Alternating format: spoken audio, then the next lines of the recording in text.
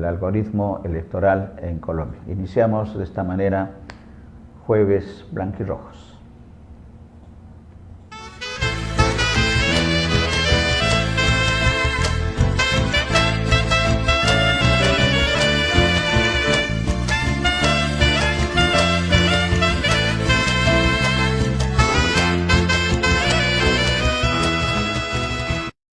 Muy buenos días, yo sé que ustedes están pasando un frío muy terrible, así es Sí, que espero que todos se mantengan abrigaditos y que sí, evidentemente acá no se me vayan a están enfermar. muchos limeños practicando para batracios o para pingüinos el clima, y la tendencia es, según Senami Drelli, que vaya a bajar todavía más. Hemos estado en la madrugada en 8 grados, y en el resto de ciudades también del interior las cosas están. Hay que cuidarse, hay que protegerse nada más. ¿Cómo está el clima en Miami? Estamos hablando de temperaturas superiores a los 30 grados, Drelly. Sí, casi 40 grados, así es que te imaginas, uno sale y tiene que de inmediato regresar a casa y tomar una ducha helada porque no hay otra opción.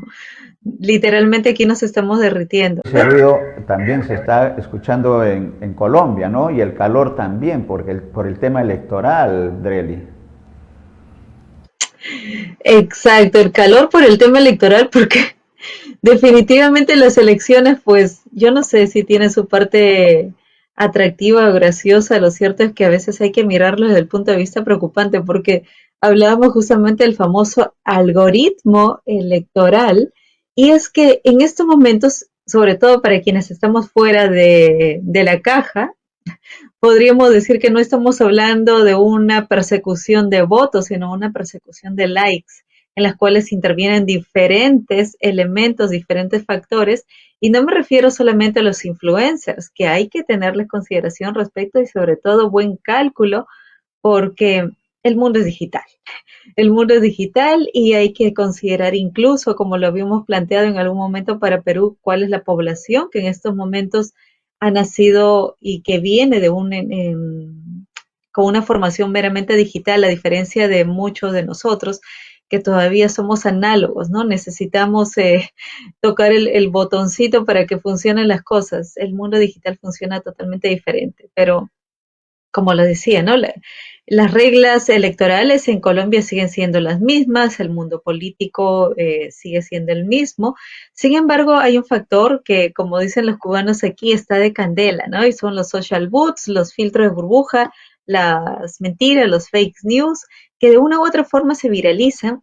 Y hay que reconocer que muchas veces se dice que una mentira contada 1000 veces se convierte en una realidad falsa, como querramos llamarla, porque estamos entrando en un terreno en el cual se está jugando, y aquí pongan atención, por favor, amigos colombianos, se están jugando con sus emociones y nos están alejando cada vez más de la razón. Y la razón la digo básicamente porque es bueno que nosotros miremos la fotografía panorámica, como digo, en la cual nosotros podamos considerar qué es lo que pensaba un colombiano como problema principal para el espectro de su país en el año 2018, y qué es lo que pensaba incluso ese mismo colombiano o lo que piensa actualmente. Definitivamente, si comparamos entre el 2017 y 2018, pues el tema casi en un 50% en estos 2 años era la inseguridad ciudadana, el tema de salud, el tema de economía, desempleo, y estaba atado el tema de corrupción, venía educación, luego nuevamente el costo de vida, impuestos. Finalmente le seguían acuerdos de paz, conflicto armado. Esa era la preocupación antes del COVID, que ya existía el tema de salud. Sin embargo, actualmente pues sigue preocupando y es latente el tema de desempleo, el tema de economía, el tema de corrupción ha subido, y el orden público y la seguridad. Yo no sé si la preocupación actual se debe a que ya está controlado el tema de salud. Sin embargo, debería ser también una preocupación latente, por lo menos para el sector que representa la mayor parte de la vulnerabilidad, ¿verdad? Estamos hablando de los niños, de las madres gestantes, de los ancianos, digamos que son los grupos más vulnerables, porque por lo menos es un país que no registra altas tasas de obesidad a diferencia de Estados Unidos. Cuando miramos las propuestas entre cada uno de los candidatos, bueno, están hablando ellos del IVA, que es el impuesto, así como en Perú nosotros tenemos el IGB, ellos tienen el IVA, que fue muy cuestionado justamente por el gobierno actual, el gobierno saliente, porque se afectó a la canasta básica familiar que estaba siendo gravada por este impuesto. Es decir, las personas iban a comprar leche, huevos, pan y tenían que pagar el impuesto. En este caso, los dos candidatos definitivamente coinciden de que no, el IVA no va a tocar la canasta familiar porque es una manera de remendar los errores que se han cometido y que han afectado no solamente la canasta familiar como tal, sino el tema de la propia familia, ¿verdad? Porque se tuvieron presente de que estaban como que excluidos dentro de las prioridades del factor económico del gobierno. Más o menos sobre los impuestos y sobre los gravámenes, pues están en ambos casos coincidiendo de que sí, algunos impuestos se tienen que quitar. Existe un famoso impuesto de 4 por mil que fue supuestamente por determinado tiempo, que creo que era muy similar al que nosotros teníamos en Perú, mediante el cual se cobraban a las personas eh, cuando ingresaban o salían del aeropuerto y era una especie de impuesto de solidaridad. Este impuesto en el caso de Colombia pues ya no estaría existiendo. De todas maneras, se habla en el caso del candidato Gustavo Petro, de que el recaudo vendría mayormente de las grandes empresas y no de las pequeñas. Y en este caso, en el caso de Rodolfo Hernández, pues no propone cambios monetarios en política monetaria, cambios sustanciales como tal, y no plantea una reforma tributaria principalmente. Sin embargo, respecto a trabajo, sí ambos coinciden en que se tiene que impulsar el trabajo. En el caso de Gustavo Petro dice, bueno, no vamos a tener tantos intermediarios para trabajar en tareas esenciales del Estado, y en el caso de eh, Rodolfo Hernández habla incluso de políticas de incentivos e inversión en campos que estén generando mayores empleos. Esta parte a mí me llama la atención porque espero que se esté hablando también de innovación. Estamos viviendo en un mundo en el cual la tecnología y la innovación tiene que estar presente no solamente en el sector privado, sino también en el sector público, y esto parte mucho de la cabeza. De respecto a la renta básica, inclusive Rodolfo Hernández dice que se estaría concentrando en un solo pago familiar los giros de todos los subsidios existentes. Y en el caso de Gustavo Petro se menciona que específicamente los subsidios se estarían realizando a través de un programa de asistencia alimentaria mediante mercados o bonos alimentarios, cosa que habría que revisarla porque podría tener un carácter populista, y no estoy diciendo que se van a convertir en Cuba ni en Venezuela, que reciben, como lo que sucede incluso aquí en Estados Unidos, se reciben los food stamps para que se pueda recibir comida. Hay que ver hasta qué punto esto funciona o no funciona, que dicho sea paso aquí hay mucho cuestionamiento también. Respecto al tema de salud, bueno, en el caso de Gustavo Petro, dijo un sistema de salud único, público, universal, que se puede hacer énfasis en la medicina preventiva, cosa que es necesaria. Y en el caso de Rodolfo Hernández, básicamente la recuperación e incremento de la red pública hospitalaria. Entonces, estamos hablando de puntos que por lo menos han sido considerados. Sin embargo, hay otro punto que no se menciona dentro de las necesidades o expectativas del grupo de la población como tal en ambas encuestas, la del 2017, 2018 y 2022, que es el tema de la transición energética. Como lo mencionamos en algún momento, ¿no? El mundo está cambiando, se está produciendo una nueva revolución industrial en las cuales estamos hablando de energías limpias, energías que puedan ser amigables con el medio ambiente. Y en este caso sí, ambos candidatos coinciden por lo menos en que se debe poner atención a las famosas energías limpias, y en el caso de Hernández, de Rodolfo Hernández, menciona que específicamente se tiene que hacer un análisis, mientras que en el caso de Gustavo Petro, pues sí dice específicamente que no se deben construir más hidroeléctricas, que no se deben otorgar nuevas licencias para la exploración de hidrocarburos. De hecho, sea de paso allí, yo siempre me he quedado preguntándoles a todos los colombianos que conozco, y si hay algún colombiano en este momento conectado, que por favor me diga cómo es que se puede ir a las minas de carbón, obtener el carbón y luego las vamos o las estarían guardando, no sé si para uso posterior o mantenerlas en custodia. A mí me gustaría tener claridad, porque he buscado por todas partes en redes sociales, en las noticias, y no he encontrado esa explicación.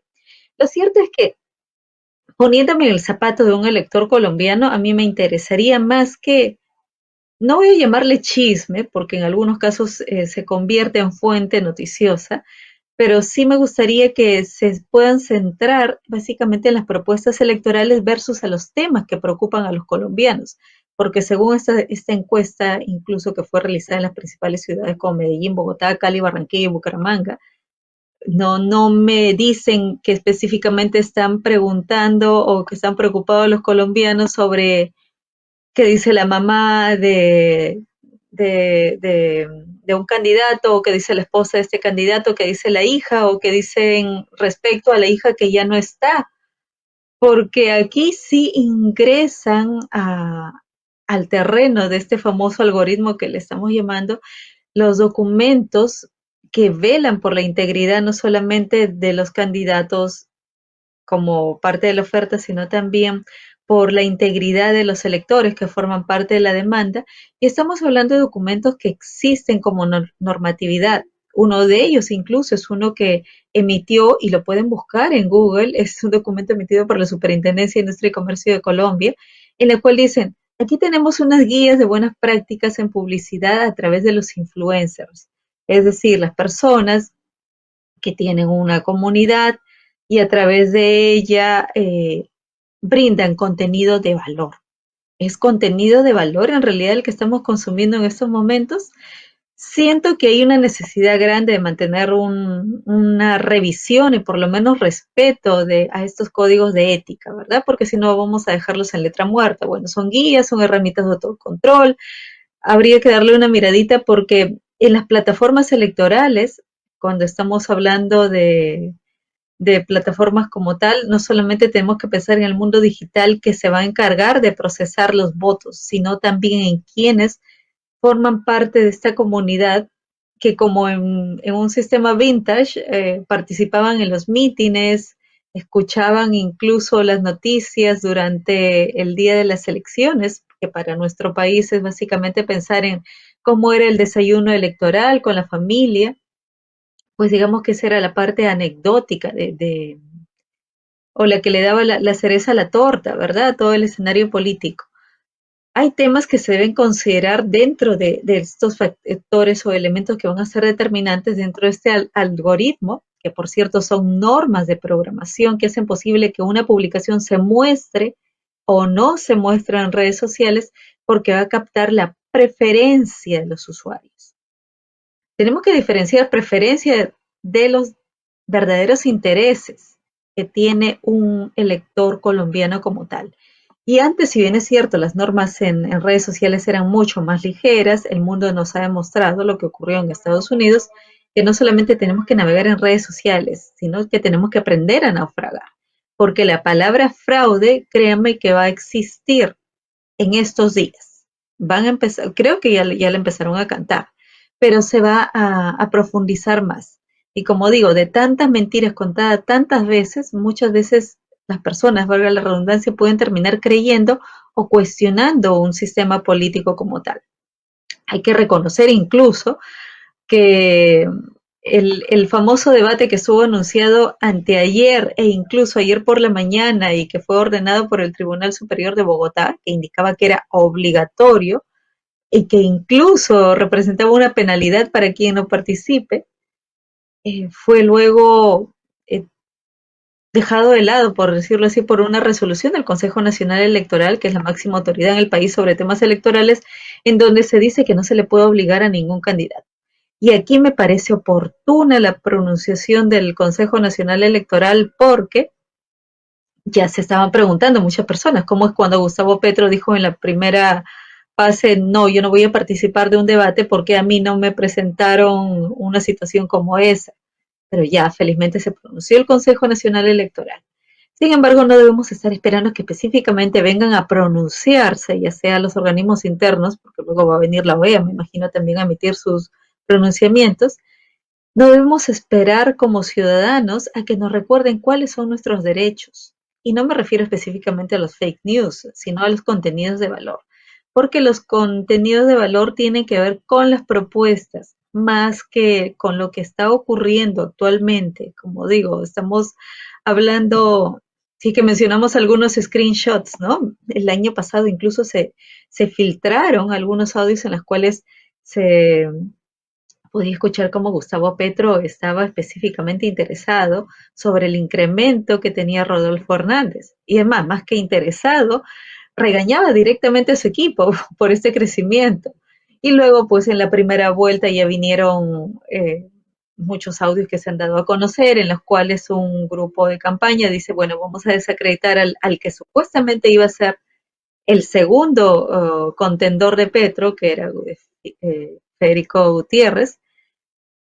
Incluso se mencionaba también algunos audios sobre la visita a los dirigentes de la izquierda en la Picota, y luego se sacan los audios en los cuales podemos escuchar a la manifestación de la mamá de Rodolfo Hernández, y luego a la esposa de Gustavo Petro, y luego a la hija también de Petro, y volvemos a hablar nuevamente de la que, según lo dijo el mismo Hernández, ya no existe en estos momentos en esta tierra, la hija del mismo Hernández. Entonces, no, si bien es cierto, es atractivo, es anecdótico o por la anécdota, no debemos caer en ese famoso algoritmo electoral, porque si no vamos a estar distrayéndonos de las necesidades prioritarias que exige una población.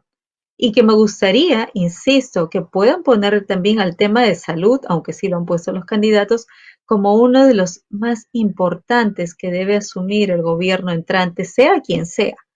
Evidentemente sigue preocupando, como digo, la economía como tal, salud.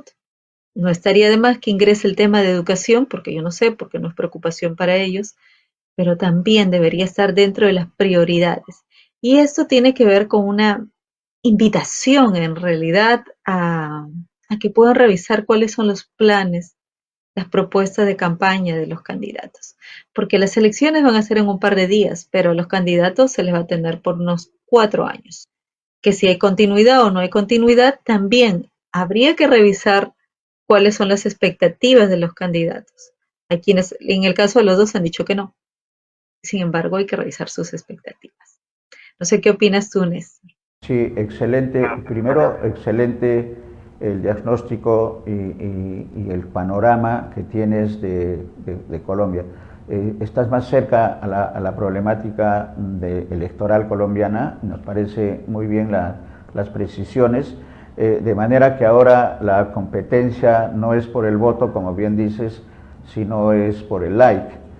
La gran tarea de los equipos de campaña de los dos contendores es cómo convierten estos influencers en conductores de opinión, pero sobre bases reales. Has hablado también de los fake news que están prevaleciendo en esta campaña y que significa para quienes manejan desde el lado de Petro y de Hernández la estrategia electoral, retos bastante difíciles porque son cosas nuevas que se están presentando en el escenario.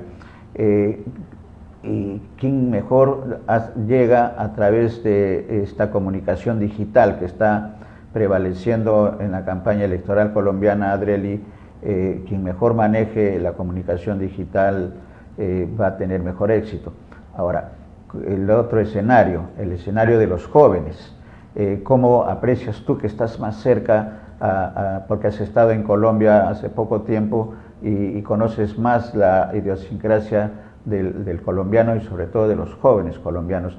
¿Cómo están trabajando y cómo tendrían que trabajar los candidatos para aterrizar y que no se conviertan en likes, sino que esos likes se conviertan en votos, ¿no? Ahí están los retos, creo, comunicacionales que nos interesaría profundizar un poco más en 67, 68 horas que faltan para las elecciones, Dreli. Ese es el escenario. Así es, Néstor. Yo creo que, como lo has planteado tú, es la manera más clara de poder comprender, ¿no? E incluso más sabia, porque los jóvenes, bueno, definitivamente ellos pertenecen a un grupo demográfico en el cual su accionar son las redes sociales. Sin embargo, si miramos el perfil general de los jóvenes, no solamente en Colombia, en Perú, en Estados Unidos, y como lo digo aquí, paréntesis, disclaimer, esto tiene que ver incluso con la situación mundial actual, ¿no? Viene una pandemia, viene una guerra, insisto, vienen los nuevos líderes, esos nuevos rostros, los nuevos caudillos. Ellos son mucho más tolerantes, más activistas, son propensos a involucrarse en cuestiones políticas. Tenemos que mirar ese rostro del joven como tal, porque es el que va a aportar. Y aquí cuando digo es el que va a aportar, también tiene que ver con un cuestionamiento, vamos a decirlo así, no solamente a los procesos electorales, ¿verdad? Ni siquiera en Colombia, sino en Estados Unidos, en todas partes, porque llegan a superar a la ficción. Se ponen tan entretenidos que cada vez que uno va a ver las noticias tiene que sacar las palomitas de maíz, el popcorn, la canchita para disfrutarlo con una soda al costado porque uno no sabe cuál es la noticia que uno va a encontrar. Esto responde básicamente al desgaste que tienen los partidos políticos.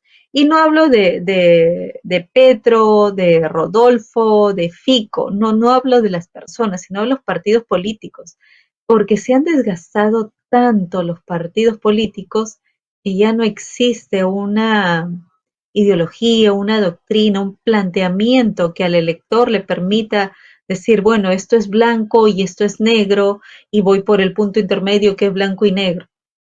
Claro, el elector evidentemente nos está diciendo, estamos cansados de todo esto, ya no quiero ni izquierda, no quiero ni derecha, ni centro derecha, ni centro izquierda, no quiero nada. Y los partidos políticos tienen que reconocer de que no es una rebeldía contra el establishment, no, al contrario, es una posición firme contra el establishment. Ya estamos cansados, y me incluyo en la lista, de los partidos políticos tradicionales. Es hora de que estos nuevos caudillos, insisto, estos jóvenes que son más tolerantes, más activistas, más propensos a involucrarse en cuestiones y problemáticas y en soluciones políticas, puedan también, luego de las elecciones, es decir, el día 20 o luego que se promulguen los resultados, asumir esa responsabilidad que han empezado en estos momentos, porque yo no quisiera ver, y yo sigo a muchos influencers de un lado y de otro lado de Colombia, los veo como que muy aguerridos, dicen esto lo hago con mi propio dinero, nadie me paga, yo no sé si le pago o no le pagan, pero me gustaría verlos también, gane quien gane, posteriormente muy empoderados dentro de lo que es el terreno político, porque estos nuevos caudillos, estos nuevos rostros que están ingresando al terreno como activistas, tienen que asumir también una responsabilidad. Y asumir la responsabilidad significa contribuir con probablemente un mínimo común denominador en Perú, en Estados Unidos, en Colombia, que es el desgaste de los partidos políticos. No existen partidos políticos y cuando votamos, muchas veces votamos por la persona, pero ahora estamos votando por la persona y todos los elementos del algoritmo, la mamá, el papá, la hija, el hijo, qué dijo fulanito, el chisme y todo. Así es que ya va a ser el chisme al día en lugar de poder pensar en la firmeza que puede ofrecernos un candidato que representa un partido político y que supuestamente con un equipo de trabajo está respondiendo a las necesidades de la población colombiana como tal. Estamos haciendo una buena relación, Dreli, porque hemos partido de los algoritmos de aparentemente likes nada más, pero estamos entrando a terrenos mucho más profundos porque estamos hablando de la juventud que forma parte de esta problemática, pero también estamos hablando de partidos políticos desgastados y la nueva ola en Latinoamérica y en el mundo es que se necesitan cambios urgentes en todos los sentidos. Y los partidos políticos en un escenario electoral y democrático juegan un papel importante. El Perú no es excepción, han desaparecido partidos políticos tradicionales del siglo pasado y que pareciera que fuera muchos años, son 20 años atrás, que obligan a que los partidos políticos tengan en consideración primero los nuevos partidos políticos, porque estamos en tiempo de cambios, Dreli, es que los nuevos partidos políticos tengan en cuenta mucho el tema de la comunicación digital, que todavía está, en el caso del Perú, en inicios, pero que ya tiene influencia, y se va a ver esta situación en las elecciones que vamos a tener en octubre próximo, unas elecciones de 3 meses, julio, agosto y septiembre, porque el 2 de octubre son las elecciones, no se cuenta octubre. Entonces, en el plano latinoamericano, en el plano mundial, los partidos políticos tienen que refundarse o crearse nuevos, con base a los influencers. Una pregunta para el comentario, Drelly, o en base a criterios ideológicos y políticos mucho más centrados en la realidad, o la combinación de ambos. Esa creo que son las interrogantes, no para un plazo de largo plazo, es para mañana, o como se dice acá en el Perú, para ayer, ¿no? Entonces, ahí hay muchos retos, y la visión tuya como comunicadora especializada en todo lo que es comunicación digital es importante conocer en estos momentos, Drelly. Así es, Néstor. Así es que confiemos en que esos jóvenes pues no sean la flor del día y que podamos tenerlos posteriormente a cuando ya se define quién va a ser el ganador. Insisto, va a correr la palabra fraude ida y vuelta, pero tenemos que mantener esa responsabilidad. Tenemos que mantener esa responsabilidad y sobre todo empezar a cuestionarnos acerca de cuál es la madre de todos los problemas. Necesitamos que exista institucionalidad. Y para que exista institucionalidad